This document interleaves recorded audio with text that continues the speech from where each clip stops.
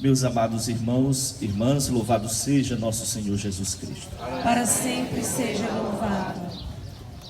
Antes da homilia, eu queria deixar o meu apelo, à organização da prefeitura, as organizações competentes, porque no ano passado nós tivemos uma boa organização aqui, a fim de evitar o trânsito, no meio da missa. Mas hoje não tivemos. A gente pede que para o próximo ano nós tenhamos uma melhor organização, a fim de priorizar este momento que é tão importante em nossas vidas, momento da consternação, para mostrar que quem está aqui, neste cemitério e tantos outros, são pessoas que nós ainda amamos e que o amor ainda não acabou. Então, que a gente possa depois pensar melhor e as autoridades organizem melhor este lugar para que assim possamos também rezar bem neste santo dia. Meus irmãos e irmãs, hoje nós celebramos uma solenidade. E por que solenidade? Para que a gente venha ao cemitério. A igreja acredita e sempre acreditou, não por ela mesma, mas pelo seu Mestre Jesus Cristo, que a vida não termina aqui. Que Deus não nos criou para que a nossa vida findasse com a morte. A morte do cristão, a morte em geral, como diz São Paulo, o salário do pecado. Mas a morte para o cristão, ela é não só o salário do pecado, mas ela tem também uma parte boa. E que parte boa é essa? Existe parte boa na morte? Para o cristão, morrer é seguir as pegadas de Jesus, que também morreu por nós. Jesus que se deu a nós.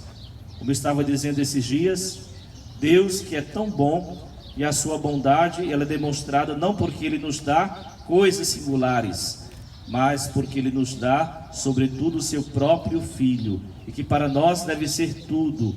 E Jesus, Deus, a nos dar o seu próprio Filho, Jesus Cristo, nós devemos saber que nós recebemos tudo, todo necessário para que nós possamos viver. Portanto, irmãos, esta é uma certeza primária, de que aqueles irmãos que estão aqui, que nós amamos e que nós ainda mantemos unidos, como que um vínculo de amor, diz o credo, que nós cremos na comunhão dos santos, na vida eterna, e essa justamente é a nossa fé, porque Jesus nos pede que nós sempre sejamos amorosos uns com os outros, e esse amor não deve ser restrito somente aos que estão vivos, mas o amor também deve ser dedicado exclusivamente a quem já partiu deste mundo. E como nós vamos amar aquelas pessoas que já partiram deste mundo? Através da nossa oração, através da nossa ajuda espiritual. E porque só nós podemos ajudar? Porque somos nós que estamos vivos, porque somos nós que ainda estamos neste vale de lágrimas, como diz a oração da Salve Rainha, porque é ainda enquanto estamos vivos que nós podemos alcançar a salvação. O tempo da salvação é agora, o tempo da oração é agora. Depois da morte não existe mais o arrependimento. O arrependimento é uma atitude enquanto nós estamos vivos, mas nós rezamos por aqueles que já partiram, para aqueles que estão no purgatório, para que as nossas orações possam ajudá-los no seu processo de purificação e assim possam entrar no céu, como nos sugere esta imagem, que pintaram aqui nesses dias, que eu não tinha visto aqui desse outro lado, Uma imagem que mostra justamente a entrada dos nossos irmãos na glória celeste. Mas, meus caros irmãos e irmãs, hoje o Evangelho nos traz o relato das bem-aventuranças. Jesus que nos mostra sobre a felicidade, E o que é ser feliz neste mundo? Nós procuramos ser felizes. Procuramos buscar em cada momento, em cada hora, ser feliz. Ser feliz é a nossa meta. Ninguém quer viver com tristeza. Por mais que a morte nos cause tristeza, mas nós queremos sempre algum momento de felicidade em nossas vidas, pouco ou muito, mas nós queremos. E Jesus nos dá certeza, dicas sobre a felicidade. Ser bem-aventurado é ser feliz. Ser bem-aventurado é ser santo. Enquanto o mundo, as outras pessoas nos dizem que a felicidade reside nas coisas materiais, Jesus nos dá outras dicas, sobre as bem-aventuranças. E essas dicas sobre a bem-aventurança é a nossa receita da felicidade hoje. E essa felicidade de Deus que não se esgota nesta vida. Por isso que nós hoje somos chamados a rezar pelos mortos. Por quê? Porque a felicidade deste mundo às vezes produz uma ilusão, melhor dizendo, de que a morte não está mais presente entre nós. De que a morte é apenas para os outros, que nós não vamos morrer, e que a morte é uma coisa sempre distante, e quando ela bate à nossa porta, a gente praticamente não tem mais estrutura para acolher, A gente não tem mais estrutura para se mostrar resistente. Por isso que hoje Deus nos dá a graça de que a felicidade verdadeira é também saber acolher, é saber enfrentar os momentos difíceis, os momentos duros, é beber o cálice amargo que o Cristo bebeu. Pai, afasta de mim este cálice, diz o Senhor, mas não seja feita a minha vontade, mas a tua vontade.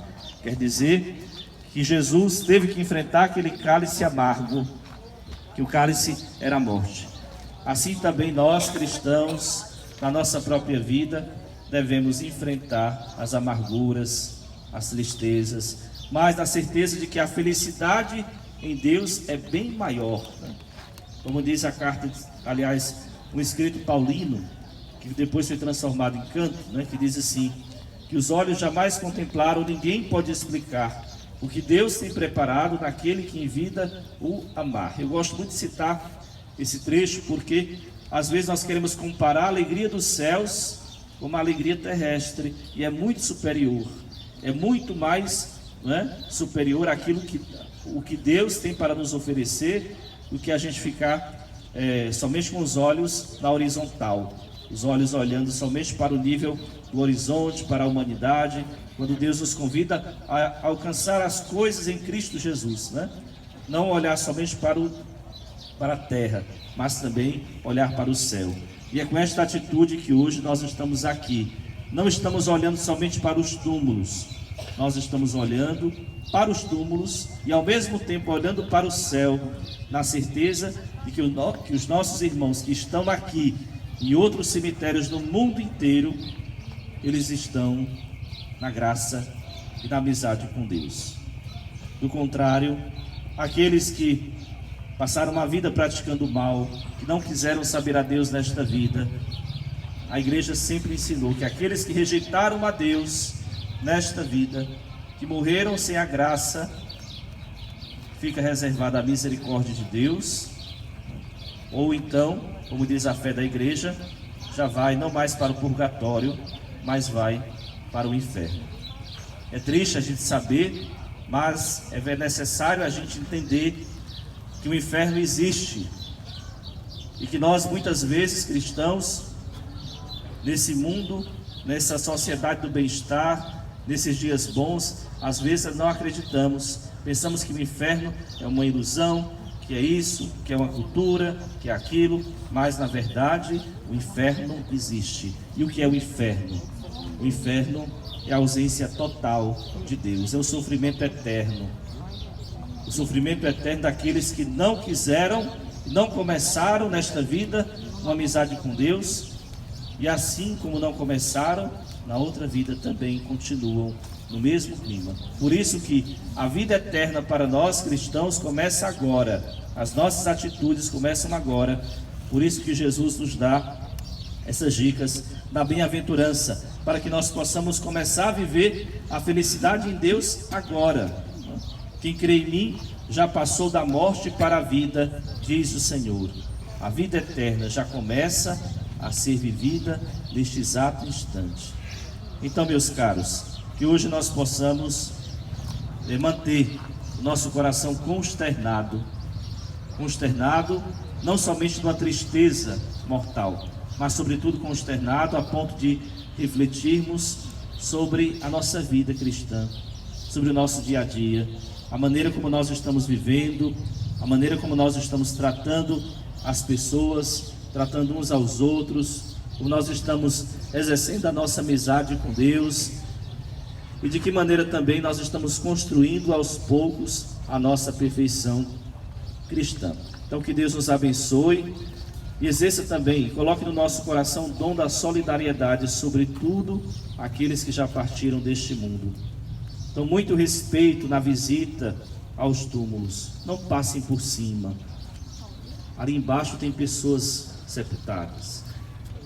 Ah, padre, mas é só osso, mas aquele corpo foi criado por Deus, é santo, Deus habitou neles.